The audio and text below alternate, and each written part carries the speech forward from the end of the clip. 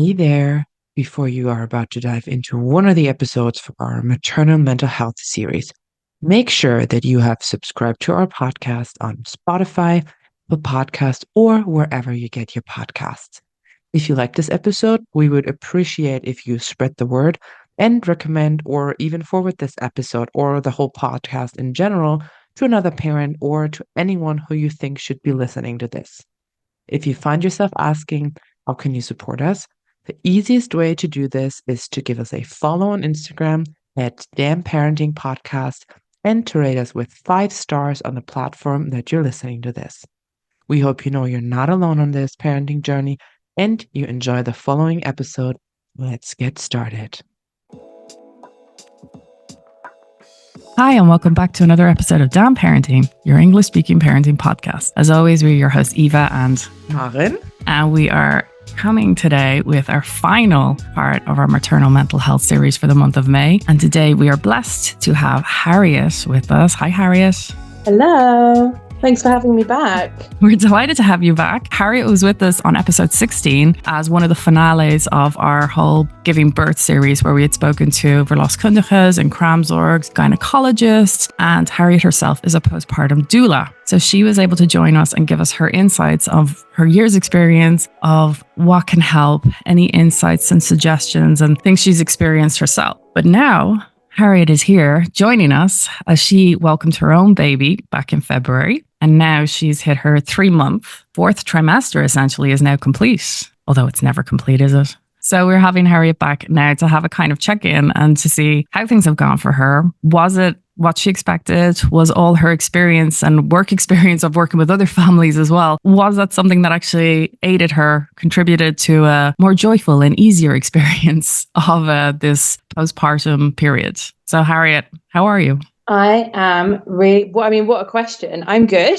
Yeah, where to start? I'm trying to think back to what I even said in December. That feels like an absolute lifetime. To be honest, even giving birth feels like a lifetime ago. It's so strange how time moves once you've had a baby. It feels like every minute feels like forever. And then you look back and you're like, oh my God, where did the last 3 months go? It's gone. I don't have a newborn anymore.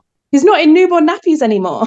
Yeah, it's a cruel thing, I have to say. It's a twist on our brains as mothers. Harriet is on social, and if anyone's following her, will be able to see on her Instagram stories, she's been out and about. She's been enjoying sunshine. She's been enjoying her snuggles and her cuddles and all the cute little chubby little pictures of those little legs and feet. But we wanted to kind of get behind that camera lens and kind of talk to her about the reality, because everything is not an Instagram filter. Especially with Harriet's vast knowledge about this topic, I was very, very curious to ask, what was your biggest surprise or what was your biggest revelation going through that time yourself, where now you are not, in quotations, just looking from the outside and pampering someone and being there for someone with having slept the whole night, with having eaten, with having going in with all your energy to your clients, but now you are in this role where you have all that knowledge, but then you're living it at the same time. So what was your biggest surprise and revelation going through this whole process yourself?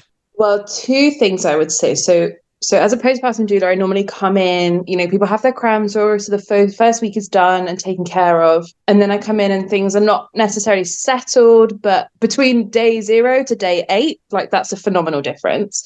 So going through that first week myself and the physical things like the blood loss, I don't know what I was expecting, but I was like, what is this? Where does this all keep coming from?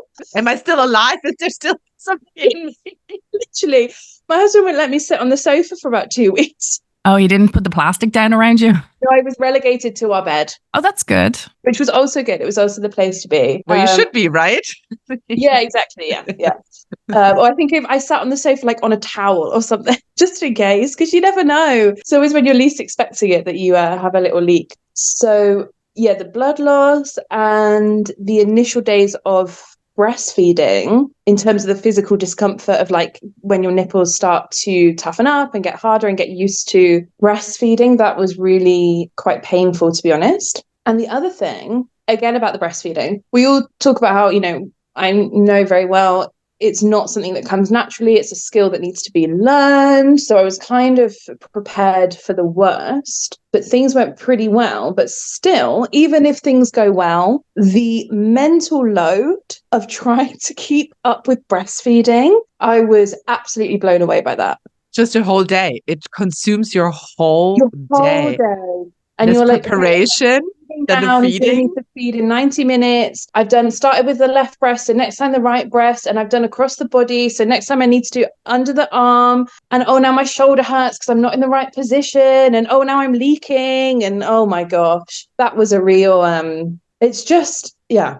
The mental load is just unbelievable of just a breastfeeding in that first 4 to 6 weeks, I'd say. But I spoke to a lactation consultant. I did like a prenatal consultation, and she said to me, which is really great advice that I really held on to. She was like, somewhere week 2 or 3, you will feel like you're losing your mind because all you do is breastfeed round the clock. It's all you think about, it's all you do, but it's just those few weeks. And then once you get to week 4, things will start to balance out. So that was something I could really, really hold on to, of like, okay, it's just these weeks. It's just, yes, I feel like I'm going to go insane, but I've just got 1 more week to go and then things will get better. There was like a light at the end of the tunnel. That's good. Yeah. Having this time frame and just knowing it's tough, but it will change eventually. Yeah.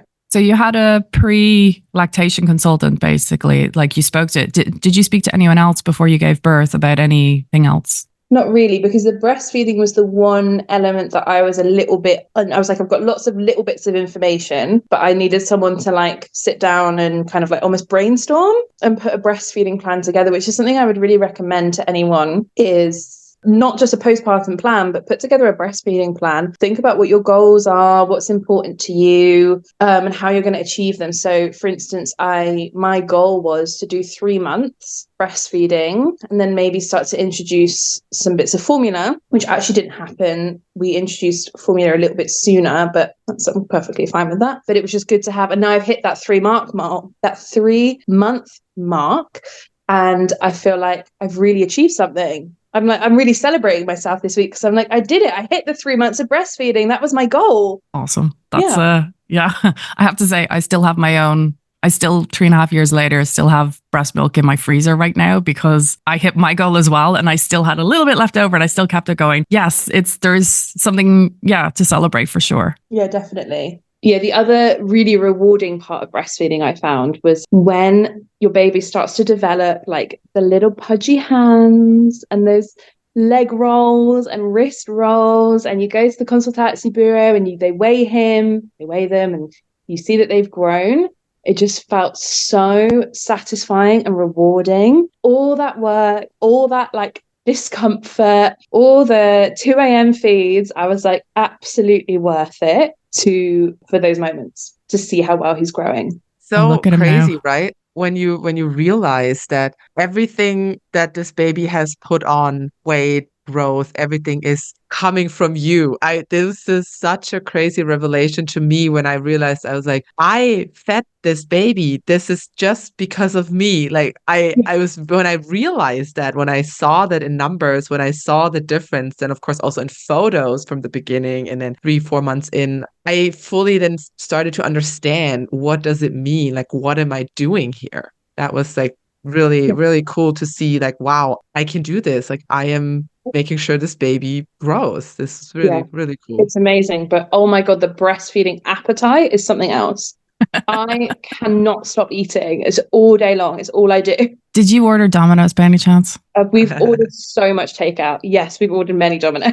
Okay. I was going to ask. I was like, we have to bring the Domino's back. I was like, no, it was just, that's the thing. So back in episode 16, when we were chatting, Harriet, who's also like a food doula, she was sharing with us about all these healthy foods, and she makes everything from scratch. But then she also admitted she ate at Domino's, and so does Maren. And I was just shocked. But I mean, everything in moderation, right? It's all about balance. And for me, nutrition is like, it's not about eliminating anything from your diet. It's about seeing what you can add on. So yes, some nights I have pizza, but I know then the next day I'm going to have something that's really filled with nutrients that are going to help me recover. And that pizza is tasty, doesn't involve any cooking. There's no washing up.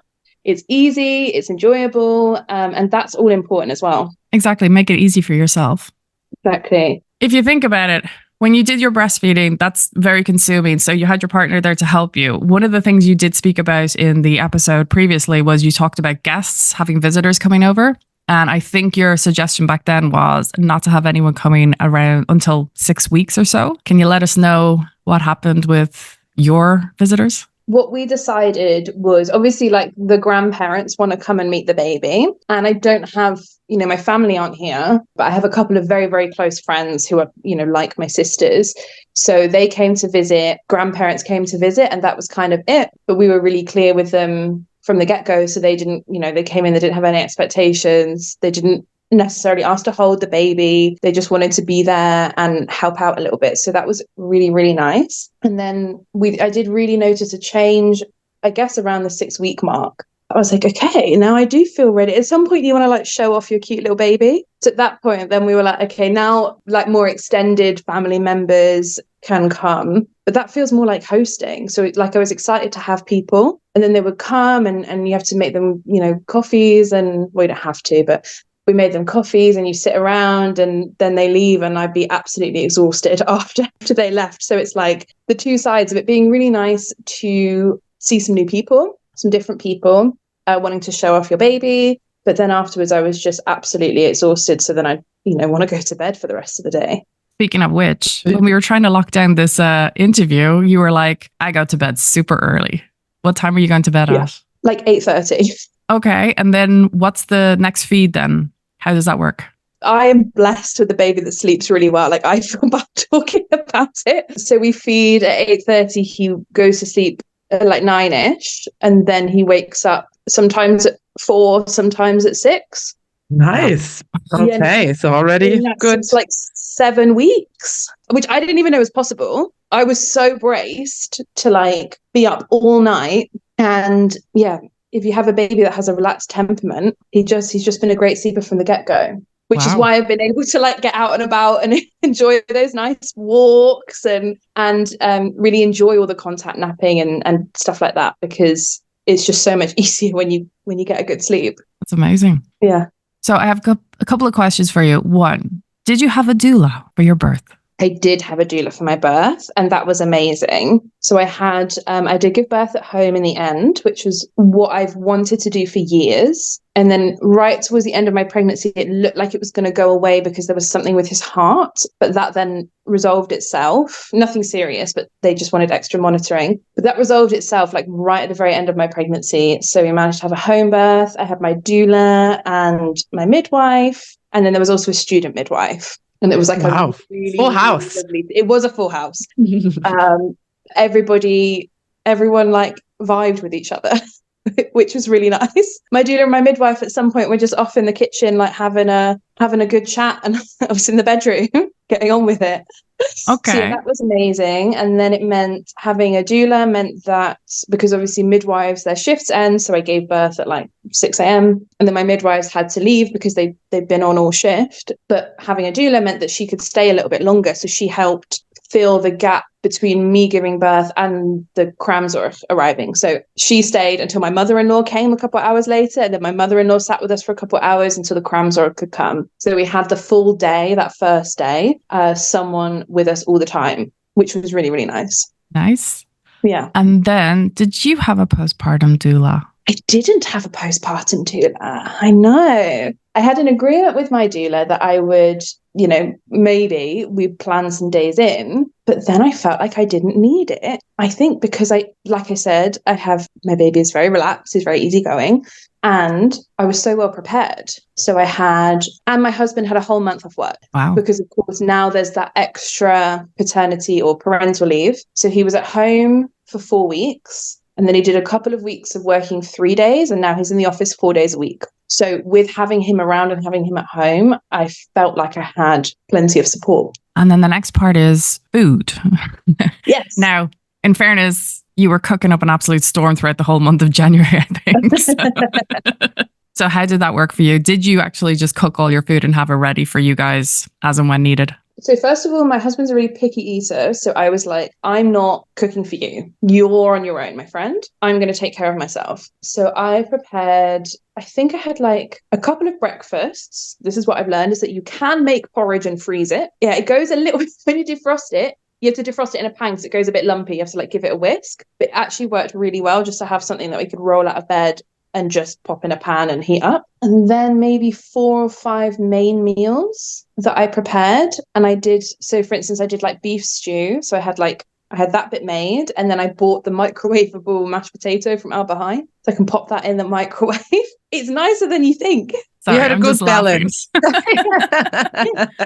Just, but it was also to save space in my freezer, because if you do like a curry and the rice, that's taking up twice the amount of space. But if you can buy like a pouch of microwavable rice, then you just freeze the curry and pop the rice in the microwave. I was just going to say, do you freeze rice? You can freeze rice, yeah. Okay, learning.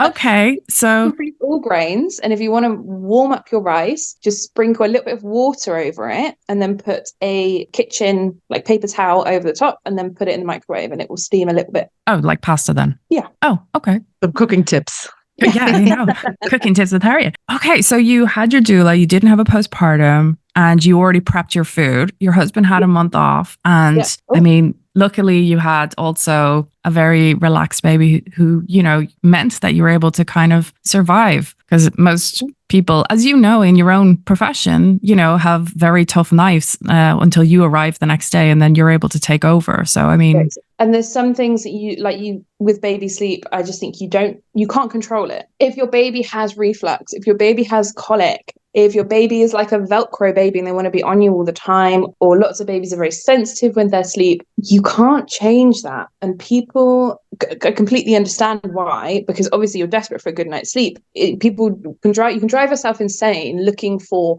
answers. You can spend an endless amount of money on products that are going to help your baby sleep better. But I think, and it's so tough to do, but the only way to survive is to sort of lean into it a bit, those rough nights. That brings and us also back know to that they're going to be over. And also what you said with the temperament, and you know of all people, because you've been with so many different babies, and you've already been prepared a little bit for that babies do have different temperaments, because for some people that is also very big news when they realize, oh, this person has a character.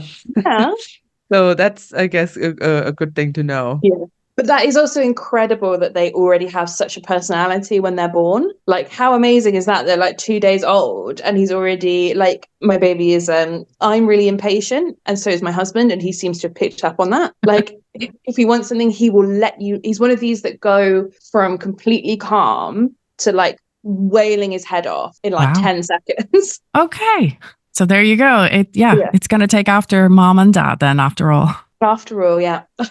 What you were just mentioning there kind of reminded me back to the second episode in our maternal mental health series, where we were speaking to Professor Biritz, where we were talking about like sleep deprivation, you know, and the effects it can have, which can actually lead to psychosis, because I mean, it can drive anyone mad. I mean, it is a form of torture. I mean, you know, people know that. So, I mean, the fact that you've been blessed to be able to go through that, but as you say, in your own postpartum work experience, that you've seen it and you've entered into people's houses, and the different temperaments can relate to that outcome, as it were. And so, yeah, you've been lucky, I guess, with that side of things. Yeah, I mean, there were still a few nights that I wanted to pull my hair out. A couple of nights that I just came to sit on the sofa in the living room and just had a cry, because I just desperately wanted to go to sleep, and he wasn't having any of it. So even when having an easy baby who sleeps well, they're just not designed to sleep through the night. And if you're having a bad day, you're like desperate to go to sleep, they don't care. That's not going to help them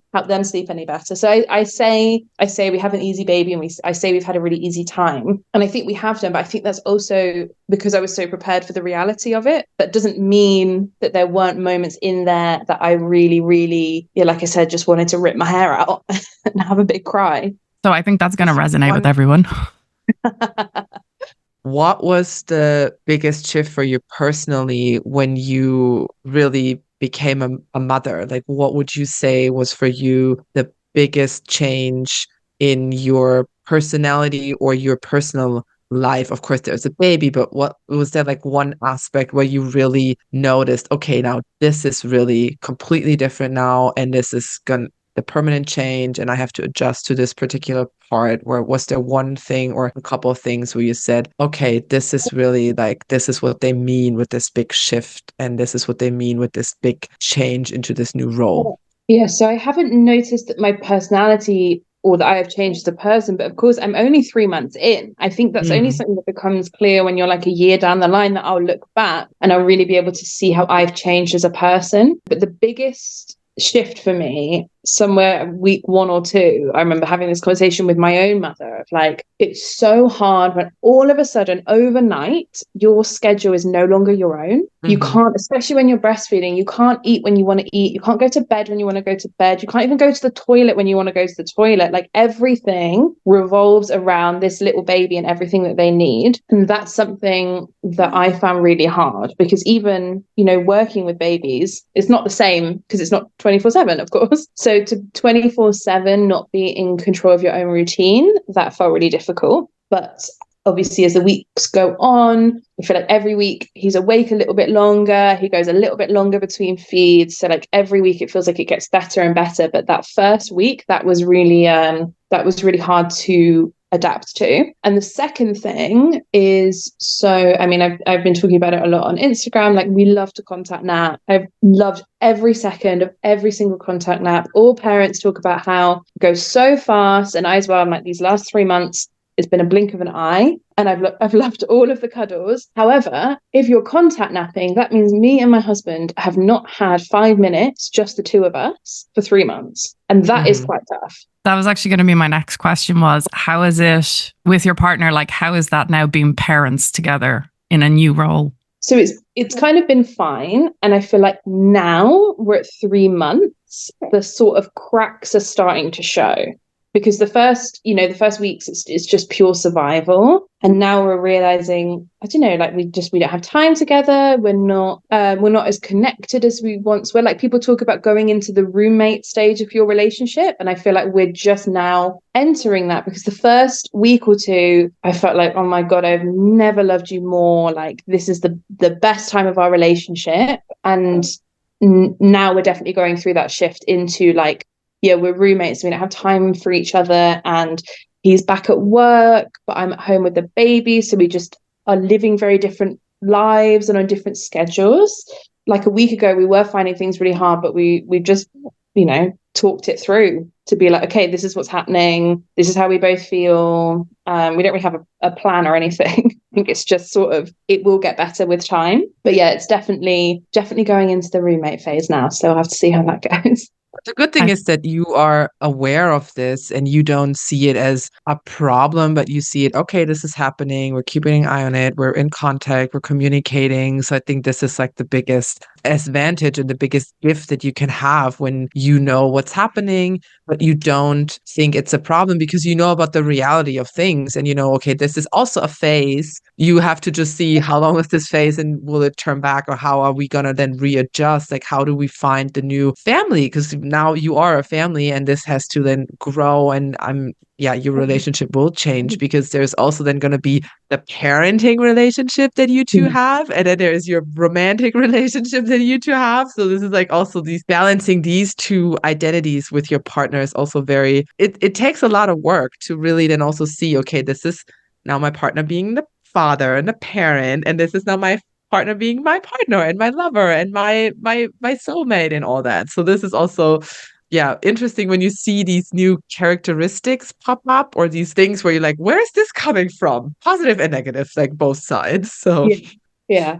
But this is why it's so important to have these kinds of conversations, because I feel like I do feel like I've had a really easy postpartum, because none of it has really been shocking to me, because I feel like I've been a part of these conversations with other mums for years, and I was so prepared for the actual reality, not just the cute, nice stuff, but like all the hard stuff. So as I've been going through stuff, like I say, this going into the roommate phase with my husband, now I'm like, okay, well, that's just normal. Everyone goes through this. It's not a problem. We're just going to ride it out and things will get better again. Instead of having that shock and that panic and worry and arguments and all that kind of stuff. It's so important to keep having these honest conversations.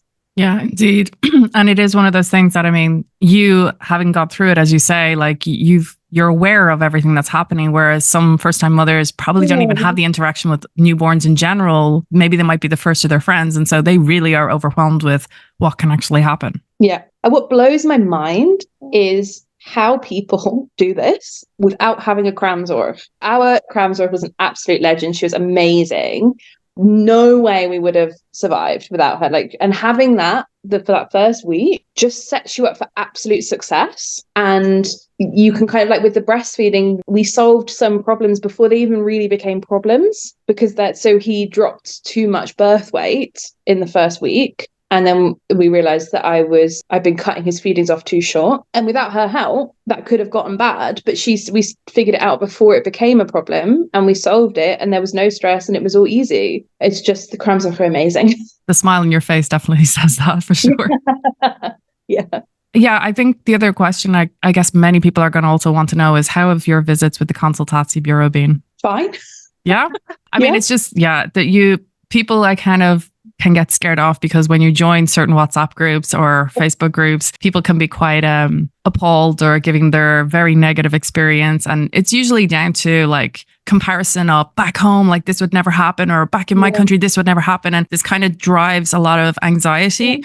And so people can be going in stressed or nervous going into this appointment where you're like, am I a good mother? Are they going to take my child? You know, I mean, it's such a very stressful period for some people. No, we've had a nice time with the Consultatiebureau, because it's just really, I find it really satisfying to weigh him, measure his head, and see all the growth and compare that to our last visit. So I really look forward to those meetings. And I think it's also, I'm more used to newborns. I'm a bit more relaxed. I'm a bit more used to newborns and taking care of newborns. But for my husband, he'd never been around a baby before. He has all those anxieties around, like, how do I support their neck? Is his head too flat? Is he growing in the right way? And I remember when our last day with the Kramzorg, she was like, do you have any questions? And he was really like, who helps us now? Like, who do we go to? So we've really enjoyed going to the Consultatiebureau. Google. Yeah. Oh, that's a slippery slope though, isn't it? Yeah. No, you go to Spotify and you go to Dan Parenting Podcast, and this is where you go to, because this is where all the information. That's where you go for the answers. But yeah, he really likes being able to ask questions to a professional and have everything like double checked. So we've really liked going to the Consultatiebureau. Well, it's good to hear. Yeah, because some people really have, and I have to say, I wasn't sure what to expect, and then I thought, is this like they're checking, like kind of the police, like they're checking on me. Yeah. And I felt so nervous that I was being checked and asked, and not that I did anything wrong or I thought I'm doing something weird, but it was just like, I didn't know what their role was specifically. So when I got there, and I had the same experience as you, and I was like, okay, cool. There is another support in my village, is another support in my system. It's another address that I can ask questions to, and I can just go, and they make you. I also had a good experience, but I can see how people are nervous because there is just not so much information about it. And also your midwife says, yeah, you have the Consultatiebureau, but that's where kind of the conversation ends, and not, this is their role, this is what they do. Like, they don't explain it. They just say, here, my job is done, then they take over. And you're like, hi, okay. And what does that exactly mean? I also hear people say that like the Consultatiebureau don't seem to have many answers, or they don't seem to know much. But I just think that's not really their role. It's more of like a monitoring for red flags, rather than being a wealth of knowledge about absolutely everything to do with babies. They're just checking what's quote unquote normal. And if there are any deviations from that, I guess they'll flag them, and then you get sent on to somebody else. Yeah, I think people expect them to be actual pediatric doctors to be able to do and know everything. Whereas actually in the Netherlands, this is specifically set up, as you say, as a monitoring kind of just control system to make sure everything is going as planned. Yeah, exactly. So if you go into it with that mindset, I guess that will ease those anxieties of like, are they going to tell me I'm doing something wrong? Because it's not really their role. Yeah, exactly. Well, I mean, look, I know your little guy is probably needing his mom back as well. I just have one last question. I guess it would be, is there anything in comparison from where you've come to where you are now, and equally as someone who didn't even work as a postpartum doula, you've hit 3 months. This is like a crucial time of your hormones to really take an absolute nosedive. Can you just give us any, I mean, you're laughing now, but it's been a week. It's been a week. Well, maybe it was like 2 weeks ago. I was like, oh, my hair is shedding. I guess because of we're going into summer. Like my hair is really shedding. And then I was like, oh, it's the postpartum. It's that hormone drop. Because I will say the first one, whenever it is, days 2 and 3, I didn't really notice it. But I think I was just in bed. I wasn't doing anything. But yeah, the last couple of weeks, I just really felt like exactly how I feel when my period is due. So grumpy, emotional, sensitive, not sleeping, just feeling like, like when you're trying to get dressed in the morning, you're just like, everything is wrong. I don't like the way I look, all that kind of stuff. So yeah, it's been a week, and I guess I wasn't expecting to experience this one quite so intensely, because I was really focused on that first one that I feel like I missed because I was just focused on sleeping and breastfeeding and eating. But yeah, this one has been a bit more tough. But again, when you know what it is, when you know what's happening, that made it, as soon as I clicked, like, oh, it's my hormones changing. It's not that I'm the problem. This is just part of it. Then you can relax and let it go a little bit. And I will say now it's been about 2 weeks, and now I'm definitely feeling much, much happier and more relaxed again. So you just have to hang in there. Yeah, this is such a crucial piece of information. What you just said is the awareness, because when you're not aware and when you're not educated about this, and when you haven't had anyone tell you, then you, as you rightfully said, you immediately jump to, I don't have my shit together. What's wrong with me? Why is this so hard on me? When no one says, well, there is a reason for it. It's totally normal.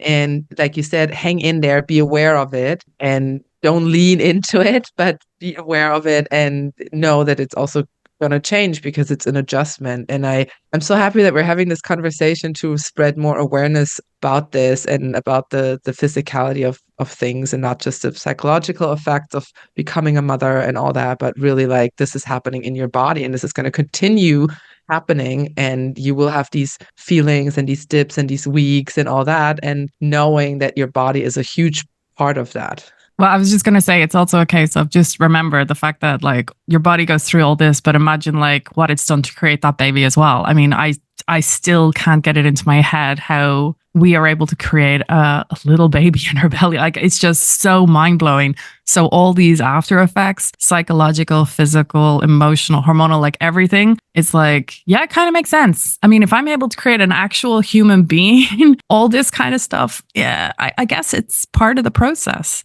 But it is really awareness, and it is really taking that step back from being so trapped in that hormonal, emotional mind state, and actually being able to step back into the logical mind of just being like, we're all going to go through this, hair loss is going to be like this, emotions, crying, as you say, like, you can't sit down because, urine incontinence as well is also an element, or, there's so many different elements that our body that we can't control. And we're going to be like, oh yeah, but at the end of the day, we still made a fucking awesome baby.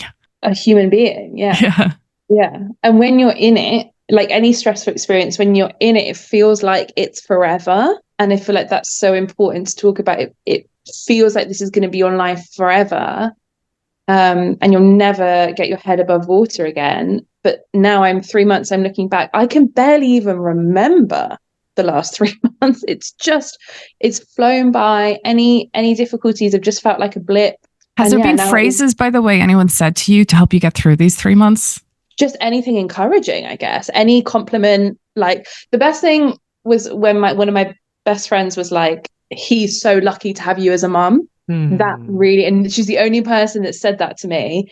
And that was something I think I really needed to hear. Mm-hmm. And that's something that I really appreciated. But any positive encouragement, any compliments, just if there's any new mums in your life, just send them a WhatsApp message right now. No contacts, just tell them you're doing an amazing job. You're a great mum, because that's just what we need to hear all the time. Very true. And you are. And he is very lucky to have you as a mum, because in fairness, you've got more of a wealth of experience than anyone usually going into this. So, I mean, yeah. And the fact is you're embracing every moment and you're very aware of everything. The fact that you are giving yourself grace and you're also embracing this time as well. I think that's pretty amazing, because a lot of us are just kind of rushing through. It's hard to do. It's hard to really like I remember at one point being like, okay, so when my husband went back to work, I was getting frustrated because I wanted to like keep, on top of the washing up, and I would like to cook and all this stuff. And at some point, a couple of weeks in, I was like, this is such a waste of my energy to be worried about if there are dirty dishes on the side in the kitchen. Who cares? It's so irrelevant. Like, I've got a tiny human that I've created and I am keeping alive. That's amazing. That's what I'm going to focus on. So I just had to really lean into like the house being slightly more chaotic than I would like it to be, so that I could enjoy the nice stuff. And if all the plates are dirty, you just order Domino's, right? There we go.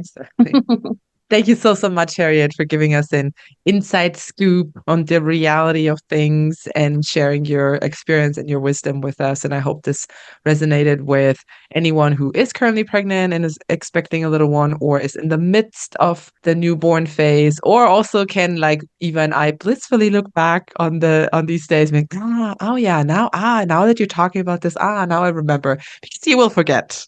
The body is designed to forget. Right? So thank you very much for coming on again and sharing all this. And hopefully your journey will be as smooth sailing. And we'll have you definitely back for maybe a 6 months checkup. Oh, yeah, that would be great. Thanks for having me. Like I said, hearing everybody else's stories is what's really helped me stay sane and know what's normal about being postpartum. So hopefully telling my story can help a few other people. We really hope so too, because we all need our voices to be heard, because no one has that perfect baby, because that perfect baby is usually told by the grandmothers who can't remember 60 years ago actually having given birth and what they actually went through, right?